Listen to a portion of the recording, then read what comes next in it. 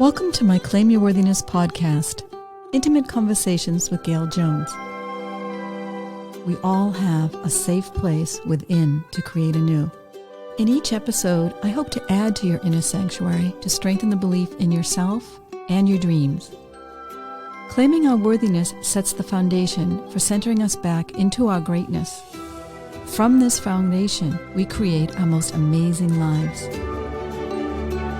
I'll be sharing insights and resources from my own journey and from others who are transforming their lives. Lean in and receive the wisdom shared. You are worthy of having this special time with yourself. Hi, I'm Gail Carnan-Jones, and I'm delighted to have as my guest today Bruce Cryer, who has been named one of the top 50 thought leaders in personal excellence by Leadership Excellence magazine. Currently president at the Graduate Institute of Holistic Studies, Bruce was former CEO of HeartMath and has been an adjunct professor at Stanford University's executive program since 1997, teaching on the role of stress, performance, emotional intelligence, resilience, and creativity within the Graduate School of Business, the School of Medicine, and the Stanford Employee Wellness Program. In addition to Stanford, Bruce has led initiatives for clients such as Mayo Clinic, University of Delaware College of Health Sciences, Arizona State University, University of California, San Francisco, Center for Health Professions, Kaiser Permanente, New York Open Center, the World Bank, NASA, Unilever, Cisco, Cathay Pacific Airways, and the National Health Service in the UK. Bruce is co-author of From Chaos to Coherence, The Power to Change Performance, and the Harvard Business Review article, Pull the Plug on Stress, both of which feature the HeartMath system. A 2-year health crisis, which entailed cancer, life-challenging staph infections, and double hip replacements, convinced Bruce to focus his energies on creativity and how organizations and individuals can tap into the full creative capacity of everyone. Bruce once again enjoys robust health while singing, dancing, writing, teaching, mentoring, and doing nature photography. He recently released Renaissance Human, an album of original songs co-created with the brothers Corin. We'll be playing one of those songs today during this podcast.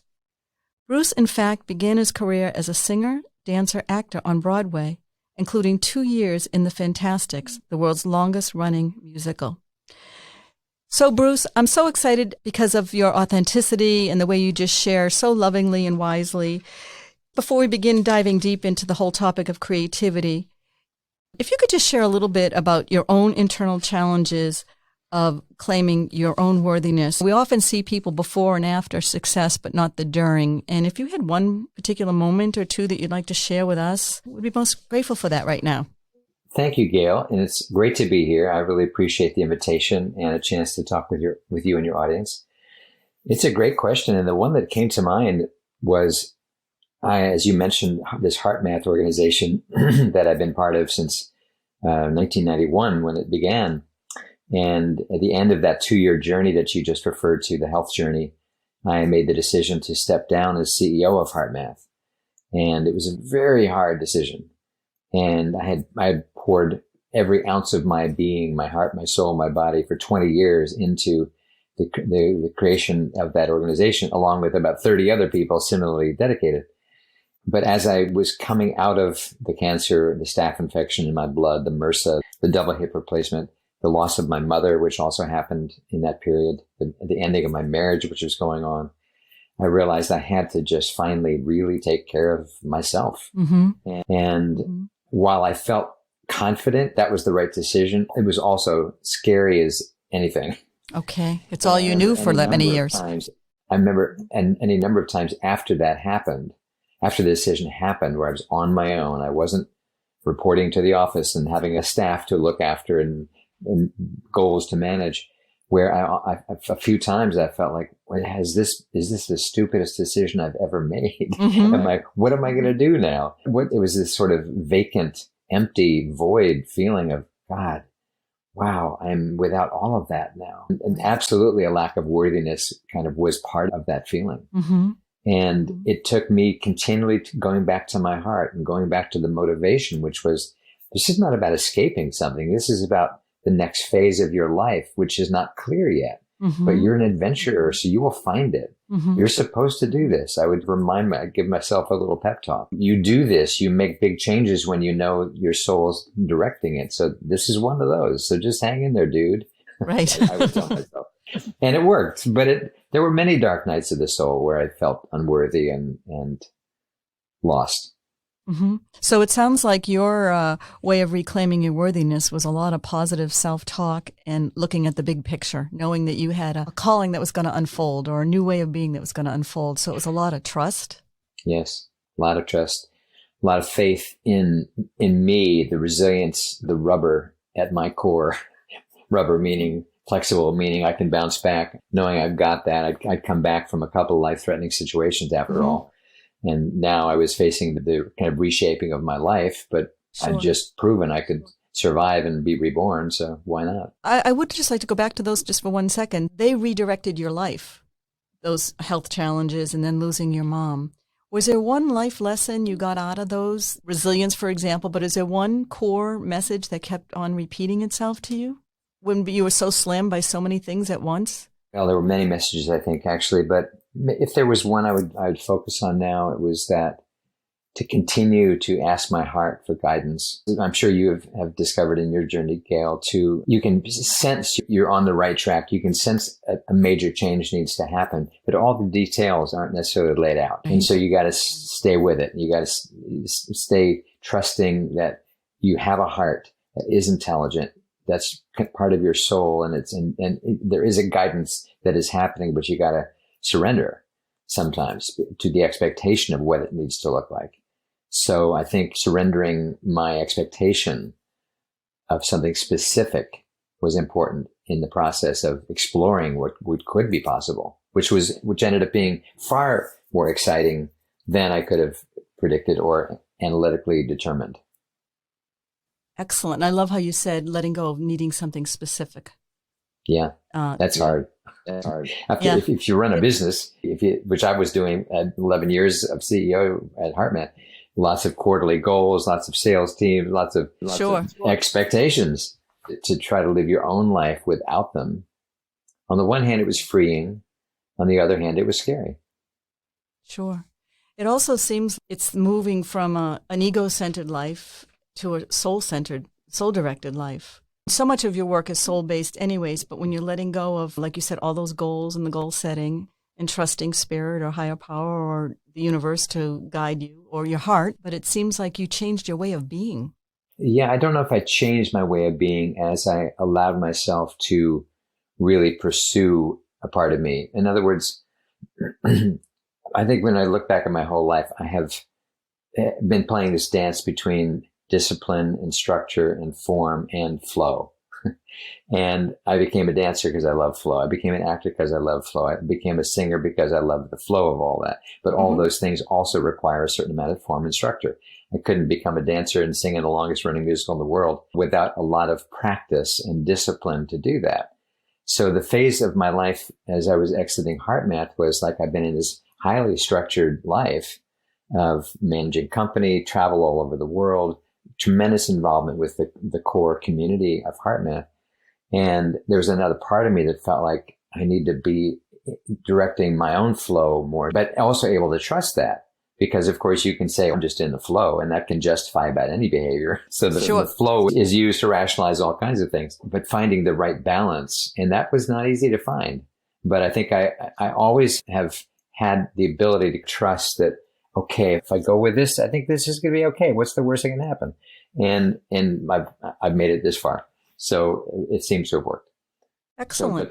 So, trusting flow at another level sounds really abstract and really millennial or something. But to me, it's a fundamental lesson of being worthy to yourself is that you have the ability, we each have the ability to tune in deeply enough to our intuition, our heart intelligence, to find the flow and where we're supposed to go as the next phase of our growth and our unfoldment. Excellent. And it often does not come through structure. I'm not saying you toss out all the structure, but finding the flow beneath the structure is the point. You wrote a beautiful song, or in your whole album, Renaissance Human. And one of the songs that we'd like to share with our listeners today is called Yeah, I'm Me. Was that part of your inner journey when you wrote that song, when you went inward to center in your heart? Absolutely. The whole creating of the album was a shocking inner journey. I never dreamed of being a songwriter. I never dreamed of creating an album. I never dreamed of releasing an album. I never dreamed of launching the album in New York City, but all that happened. And this song, which is one of 6 from the album, in a way, most epitomizes what that process, not just the process of creating the album, but the process of this phase of my life was. So Yeah, I'm Me is just a statement saying, yeah, I'm me. Everybody's not going to like it, but I'm more me than I ever was. I'm less inhibited than I ever was. I'm less ruled by expectations and the approval of others than I ever was. Am I free of all that? No. Mm-hmm. So this song was putting a stake in the ground and saying, yeah, I'm me. And I encourage you all to be you in the same way. And I may not like every part of you, but that's fine. I honor that you are doing that. And so that's the song. Yeah, it's an anthem of my life. Okay, we're going to just play it right now, and so our listeners can get a sense of a little bit of your journey, and thank you for sharing in this beautiful song.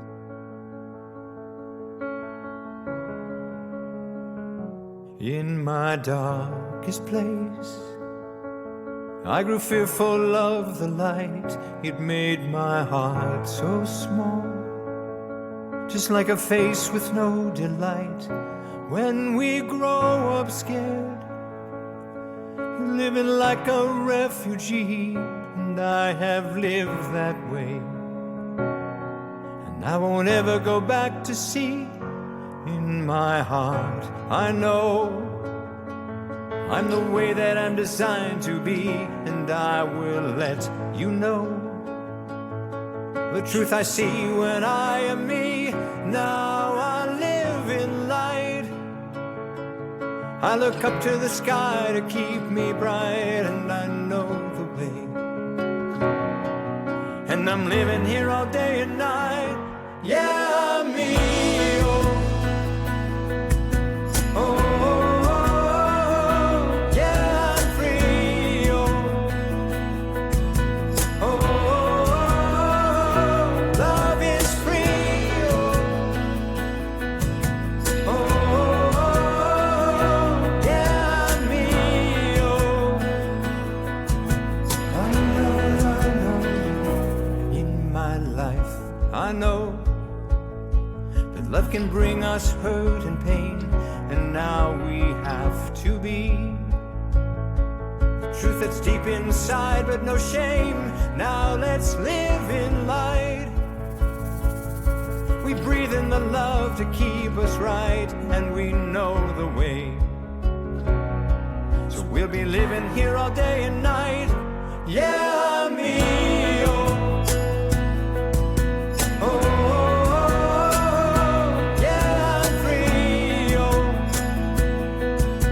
oh, oh, oh. Love is free. Oh, oh, oh, oh. Yeah, me.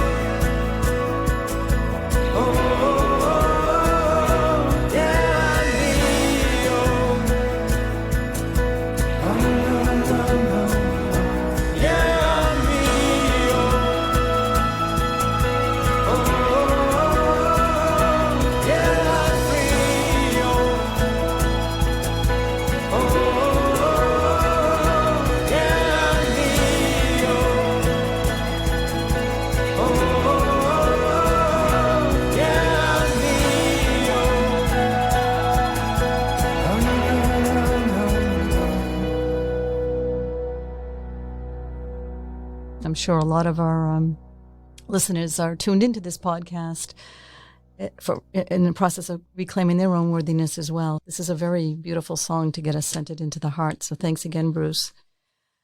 So Bruce, you have certainly transformed your life many times over, from Broadway to CEO to now president at the Graduate Institute.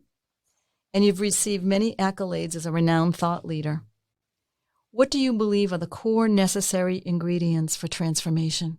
I think one of the core ingredients for transformation is even believing it's possible. I think there's a famous quote of Henry David Thoreau from the 1850s. The mass of men lead lives of quiet desperation. Mm-hmm.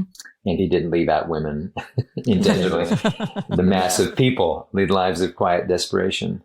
And I think the average person, unfortunately, remains oblivious to even the possibility that they could transform their lives.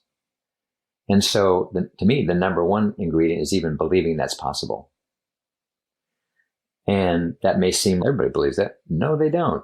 Right. And even those of us who have been on a path of growth, very consciously, as I have been for over 50 years. This is not, I didn't just come to this party recently. Teenager years it started. Henry David Thoreau, I read that sentence when I was 15 years old, which is why it stuck with me all these years later. In spite of believing that we can transform, we are still often the product of our past programming. So we can still be pulled back into the belief, no, we're not worthy. We can't transform. Everybody else gets to do this, but not me. Other friends of mine get to be abundant in terms of financial wealth, but not me. So many of us have many programs that are in there from childhood, from whatever reason. And so all of those are what block even the belief that transformation is possible.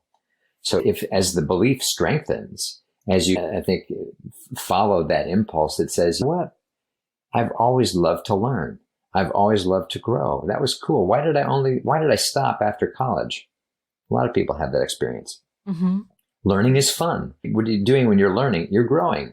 What does growing mean? It means you're transforming something. It means you're transforming a lack of information into information. It means you're transforming an old belief into a new attitude, a new potential. There's some kind of transformation going on simply by learning. Mm-hmm. And so I think part of it is to honor the part of us that does want to grow and is curious and is willing to take steps that are not always comfortable, that are not what the mass of men living lives of quiet desperation are doing, but are the uncommon actions that are saying, you know what? I'm not going to buy into the fact that cancer is a death sentence or that I'm just on this accelerating decline into old age. You'd appreciate this, Gail. Yes. So in my journey between cancer and staph infections, that was bad enough. But while I was in treatment for the staph that was in my blood, which is a life-threatening condition, and I was having to infuse vancomycin for 6 hours a day, the arthritis in my hips, which had been diagnosed years earlier, got so bad, just walking downstairs, I had to hold on to the handrail. I felt like an 85-year-old man, and I was in my mid-50s. And that was the freakiest of all of it. That was the most scary of all of it.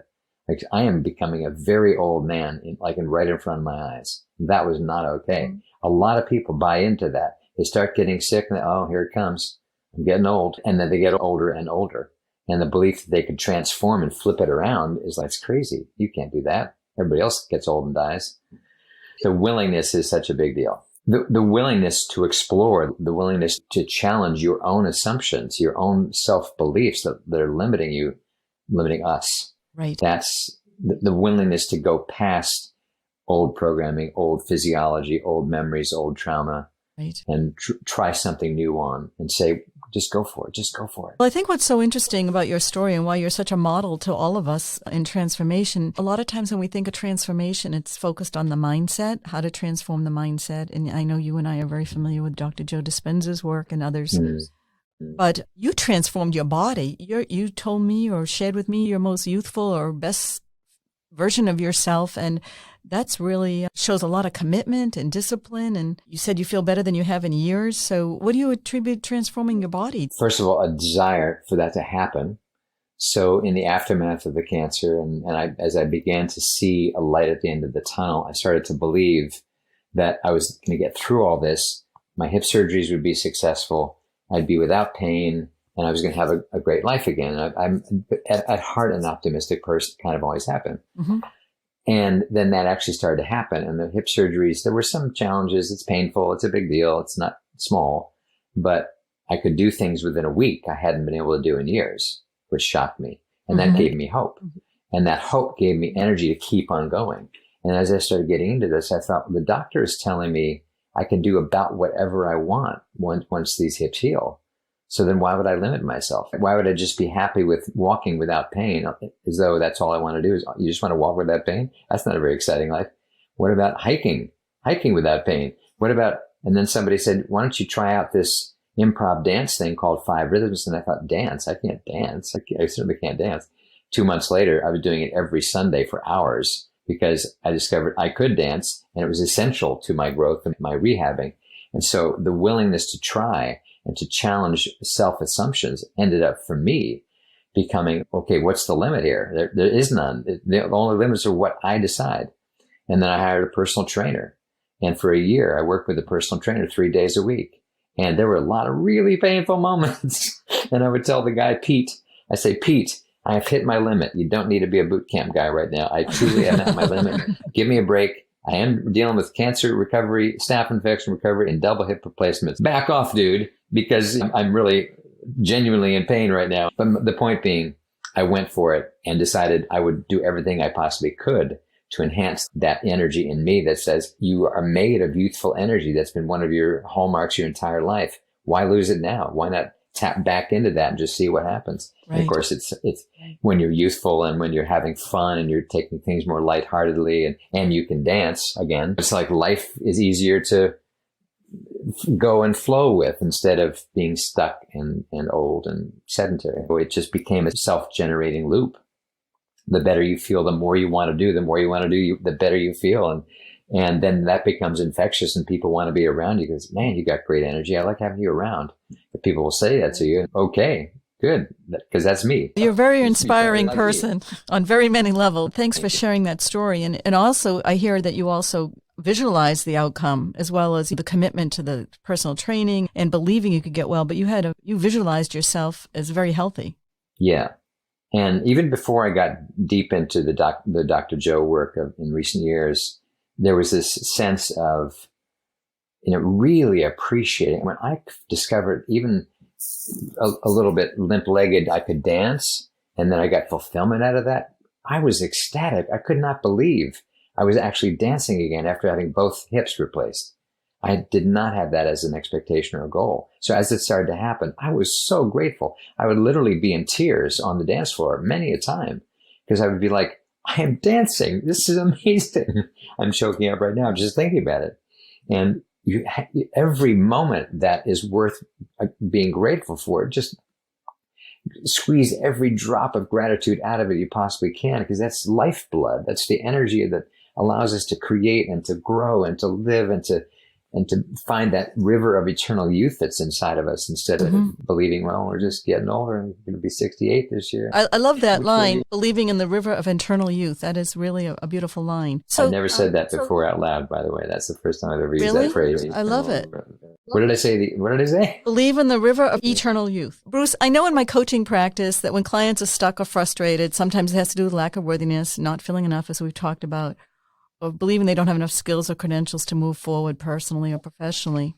But you've shared with me before, too, that stuck energy can be about creativity. And I was wondering if, as we talk more about creativity, if you could elaborate on thoughts of self-doubt that come up that keep people stuck in not being their full expression of their creative selves. That's very true. They certainly do.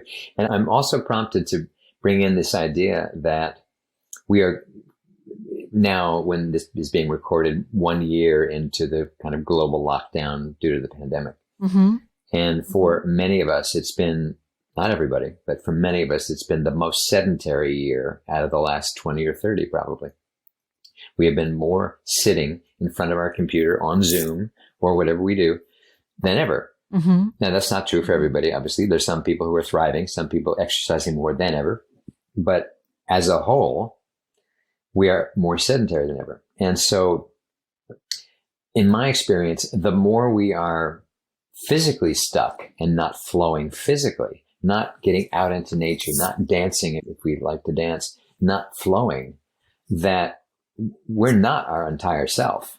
We're not in touch with a certain energy of us that has get up and go, that can solve problems, that can think of a creative solution. We're stuck. Is that to draw the shape of, I'll point out to people on Zoom that most of us are sitting in the shape of an L, meaning we're our back straight, our legs are out on the base of the L, and then our feet are down on the floor. It's a shape, it's like a Z, whatever, but it's a shape of restriction, not flow.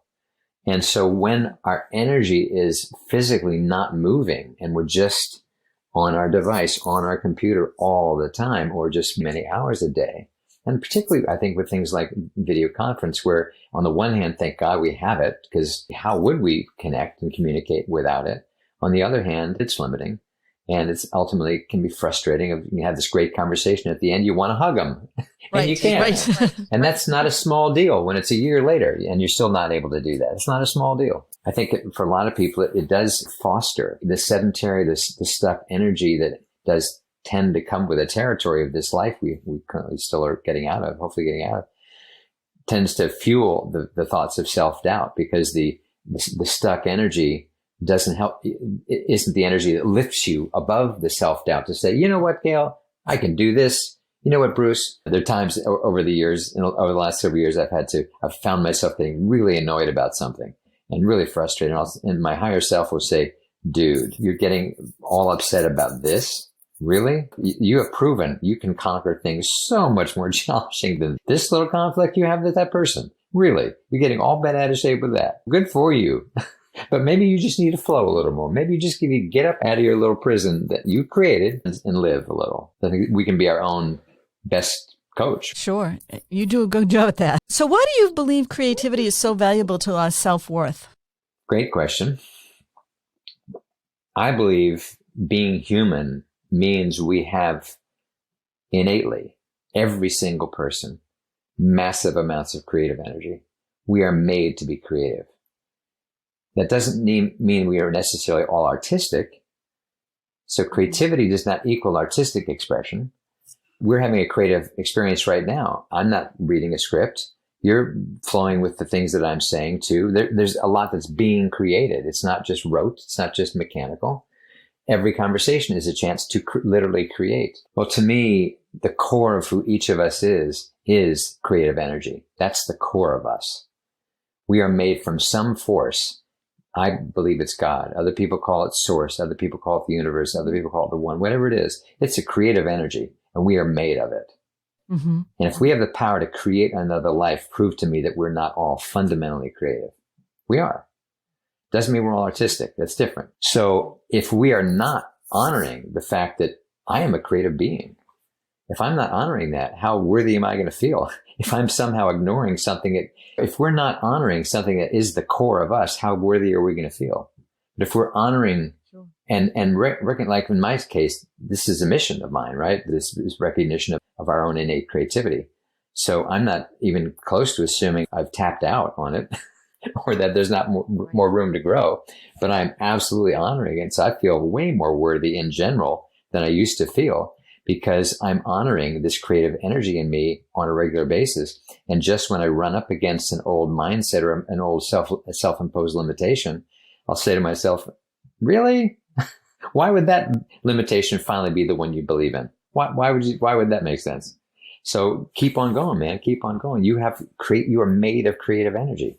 That's what you are made of. And I love that you made the distinction, how many people falsely believe that creativity is related to artistry. And I love how you distinguish that there's many other ways we can be creative, such as doing a podcast and creating an interview, or just in everyday life, we can always find a way to be creative. Solving problems of any kind.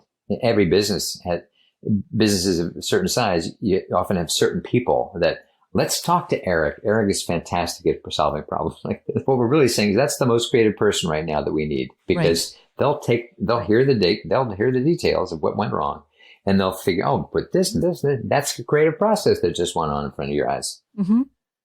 But the job is called operations director. It's not artist. Right. But he's creative in what he does as an operations director. And very much needed. Exactly. Um, Exactly. So, Bruce, can you share some key components of aligning with our innate creativity, ways to unblock the flow? In my work, and I'm calling it work, it sounds a little more pompous than I want it to be, but in the path that I've chosen, which is to keep developing these ideas around creativity and how to unleash it and whatnot, I approached Stanford several years ago and said I wanted to deliver a course there inside their their employee wellness program around a model that I had come to as I reflected on my journey post all the health problems and beginning to sing again, beginning to dance again, getting deeper and deeper into my photography, into writing. I thought, well, what did I actually do that got me back into all these these aspects of my own creative expression? And I realized there were like 5 elements that were the key ones that I had intuitively discovered, if you will. And they were mindfulness, to be simply much more aware of what's going on in my mind, in my emotions, in my body. Mindfulness with heart. To me, mindfulness is great, but the heart is the key element to make it really powerful. Mm-hmm. Secondly is movement, because as I just was describing, to really align with our creativity, sometimes it's as simple as just getting up and moving, just getting off that chair, getting away from the computer screen, taking a brisk walk in nature, acting silly, looking silly, or whatever, and just doing it, because there's something about that act of taking charge and moving that can free up energy that's gotten blocked or stuck in your body because you've just been sitting in more of a mental model for the entire day. So just moving can loosen up energy in tangible ways, and ideas come and creativity sparks. So we don't have to be a dancer to enjoy movement. Yeah. Not at all. In fact, the courses that I teach at Stanford and for the public in creativity, movement is part of it, and people get to turn their cameras off and they're just dancing on their own, and they can look as silly as they want because no one's watching. Literally no one's watching. So it's a great experience. The third element that I think is the third catalyst to me that can awaken creativity is approaching nature in a new way. A lot of us have felt like, I live in the East Coast, I'm getting tired of still 6 inches of snow on the ground. Really? Okay, it's middle of March. I'm ready for it to be all gone and for tulips to be sprouting and all this going on. So nature, going out into nature can be incredibly uplifting, obviously. But when you realize every time you step out into nature, you're walking into creative energy. There's creation going on all around you. Doesn't matter what season it is. There's creative energy. It's just bubbling. It's sparking. The bugs and the growth of the plants and the sunshine hitting all of it. And there's just creative energy. That's what it is. So you walk out amongst that. You could just say, oh, what a nice sunny day. Or, oh, those flowers look nice. Or you could go a deeper level and say, I am walking through a field of creative energy right now. Mm-hmm. I'm in it. This is alive. And it is. So nature becoming a catalyst. It's also true, even though what I said is creativity does not equal artistic expression. Creativity is more than artistic expression. It's also true that when we try new things artistically that we haven't done, write a poem, you never did that. Do photography in a new way, never did that. Sing, and you never did that. Dance, and you never did it publicly. When you try things, that stretches our capacity and opens up new circuitry in our brain, our bodies, for more creativity to flow through. So trying artistic things, even if we never get good at it and nobody ever sees us, is like priming the pump of that creative energy. It's like what you did with your album, Renaissance Human. That was a whole new way of expressing your creativity that you didn't expect to do. Exactly. Never dreamed I would write a song, let alone record one. Yeah. And the overarching principle to me that encompasses all of the 4 that I just mentioned is the spirit of playfulness. Mm-hmm. When we can have that playful spirit. And I am so forever indebted to my mother in particular, who was as creative on the artistic level as anybody I've ever met. But on the pure level of her personality, she was so playful. Mm. And I love that. And I am absolutely her son. And like she's in me completely. Mm-hmm. And to be able to be playful in the face of hardship, to be able to find a playful energy, even when you're feeling old and tired and achy, as I still do. I'm not just 35 every day. Mm-hmm. I wake up and I'm ready for the winter to be done. I'm ready for some warm weather for sure.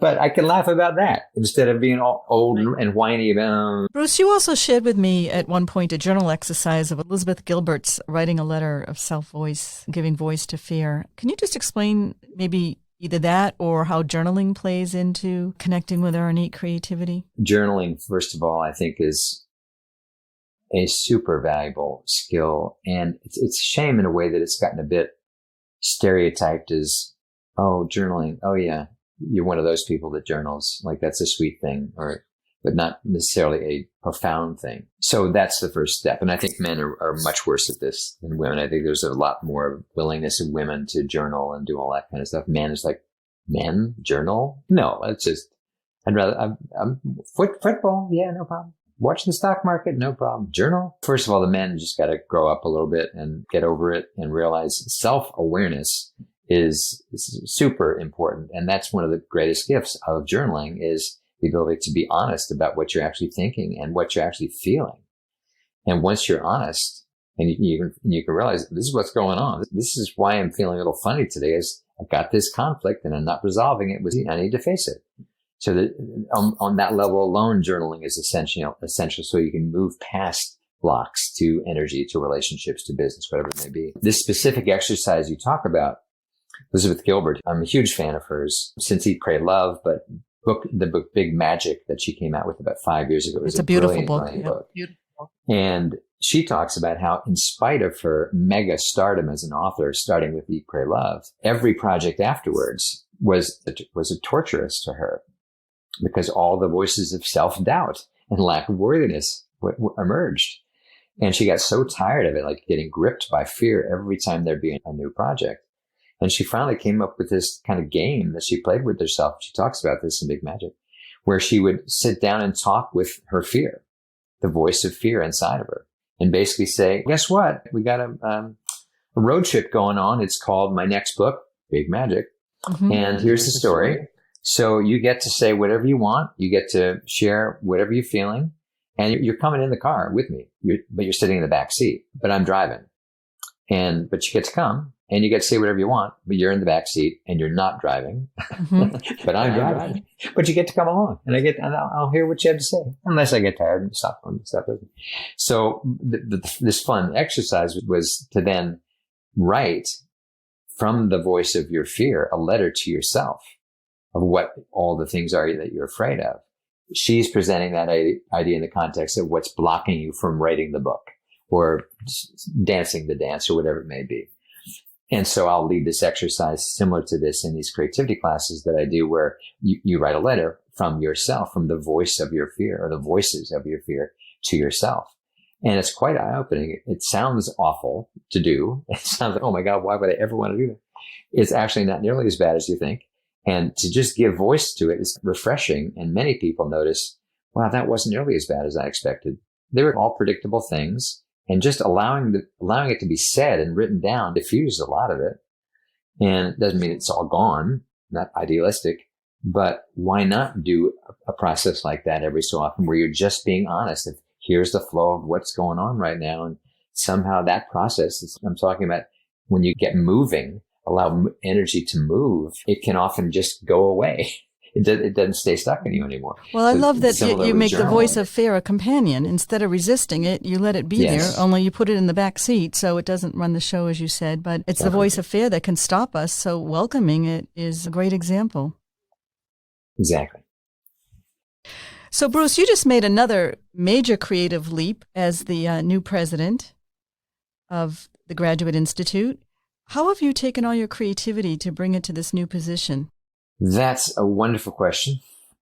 So when I joined 8 months ago, I had been in a period up to that. Of course, this was still first several months of pandemic. So I'd gone online with all of my teaching and coaching and was coaching and teaching a lot around creativity. And so I was in the mode of encouraging people and egging them on and coaxing them and coaching them but in a spirited way, just saying, man, we all have it. You are not immune. You're not the only one who didn't get the creative gene. We all got it. Trust me. We've all got it. And it's going to come out in you. It really will. So the fun of that was really awesome. And then like in one day, I become president of this lovely institution in Connecticut called the Graduate Institute. And suddenly I'm CEO again. And now I've got people to manage that I've never met because we're all on Zoom. We're not working out of an office at the moment. And suddenly it was actually a huge creative challenge because I went from being a freelancer, consultant, coach, trainer, come as I go, to now having to be in meetings a lot, guide meetings a lot. And I found that because I'd been so in touch with this creative energy as I was expressing through teaching and coaching, that now I had a new way to do it. And it was not always easy, but now I needed to bring some organization to how meetings were run and how decisions were made and how certain systems of HR or different processes needed to be handled. And I realized, it's that same creative energy applied to something maybe not quite so fun. It's not as fun to create a meeting agenda as it is to dance, but this is what I have now, trying to take that on. But beyond that level of the creativity was to come in at a time when everything is up for grabs in the world. And so here we are, an institution of higher education. We can grant degrees, and we're accredited to grant degrees in holistic studies. So we're the future of where much of the world is going. The kind of work we do is what people are wanting more than ever.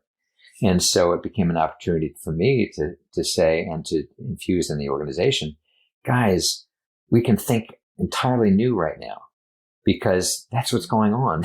Everybody's doing that, almost everybody. And especially higher education is having to do this. People aren't wanting the same old degree.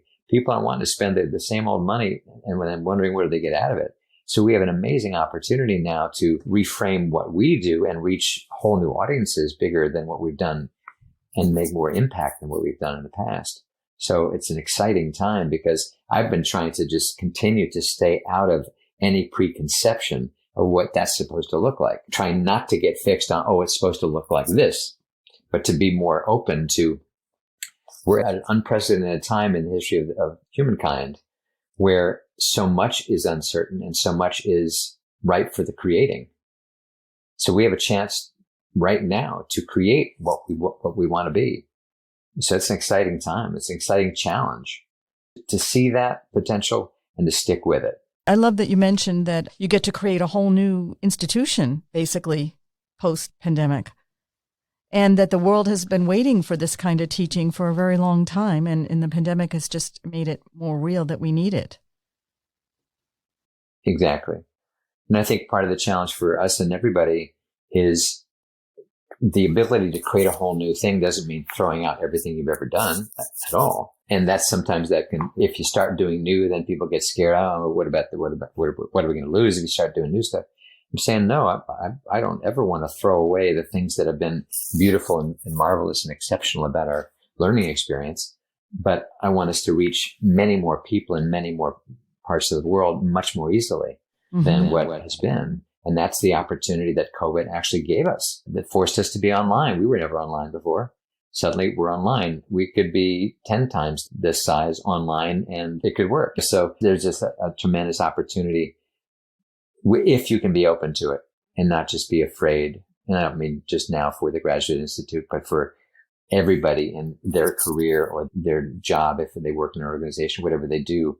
This is a crazy opportunity. It's a big opportunity to recreate and re-envision ourselves and who we want to be in our careers. Absolutely. And that everybody is going through this to some degree. Even people whose jobs are, quote, safe or who organizations have grown like crazy for reasons related to the pandemic. It's still, there's this very wide open, what should I be doing next?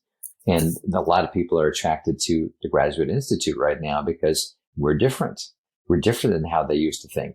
We have courses on integrative health and healing. That's a really appealing topic to a lot of people coming out of a pandemic and an immune system worries. And how do we get healthier for the future? We have a whole master's program on learning and thinking, and teachers love it. And people just curious about, how could I learn different? What other perspectives are there on how we learn and how we think? And because I want to grow again. I think this is a thing I keep feeling, not just in me, but observing around me, that a lot of people are really wanting to grow again. And they're wanting to create again. And they're wanting to do things they haven't done for 10 years or 20 years, or try new things that they never got around to. And I'm just saying, honor that. Go for that. Go for it. I love how you keep on saying, go for that. Go for that. It's really inspiring. No matter what is happening in our world now, know this: you are not your circumstances.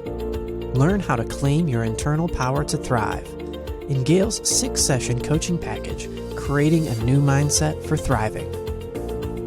Discover your hidden beliefs that hold you back. Learn empowering words and feelings that shift your mindset to create anew. Release financial setbacks and other blocks to abundance.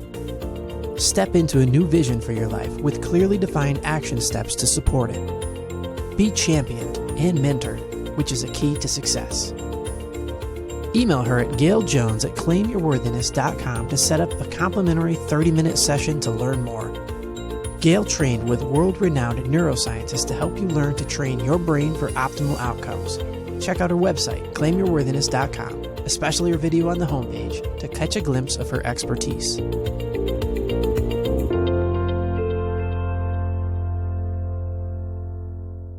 Can somebody take just a class at the Graduate Institute, or do they have to be in a program? Coming up later this year, we will be offering shorter programs. We do free webinars now. We have mindfulness sessions that happen every Tuesday night that are like $10, mindfulness classes. We do the occasional small course now that you can attend that's maybe 3 sessions on the web, but we're in the process of developing more continuing education, professional development courses based around what we do, the longer master's and certificate programs. We also offer a coaching program now called Coaching with Spirit, which is quite popular. It's a very powerful and unique program. We're going to be introducing later this year a health coaching program with a much more of an integrative and holistic approach to the health coaching. And that's a shorter program compared to taking a full master's or something else.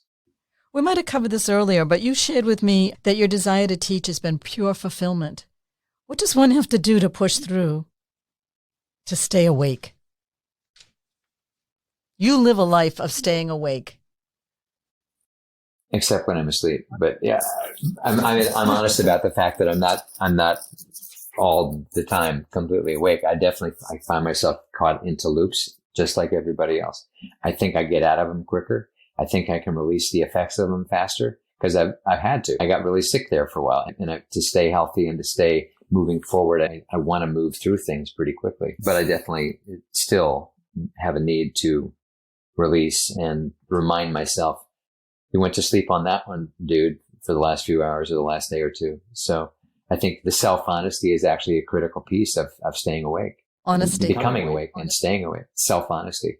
Like really being honest about.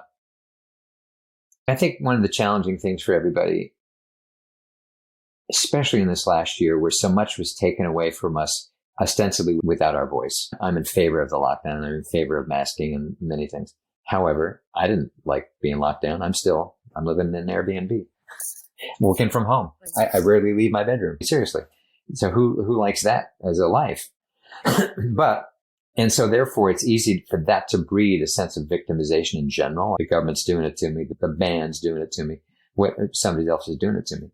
And to me, all of that just robs us of, back to your theme, Gail, of our worthiness, because we're basically giving our power to somebody else and we're saying, I'm not worthy. I'm just here to be trampled upon. I'm just a victim like everybody else. Okay, that's one perspective. That's an easy one to buy into these days, but it's not going to help you grow. It's really not. It shackles around your ankles is what it is.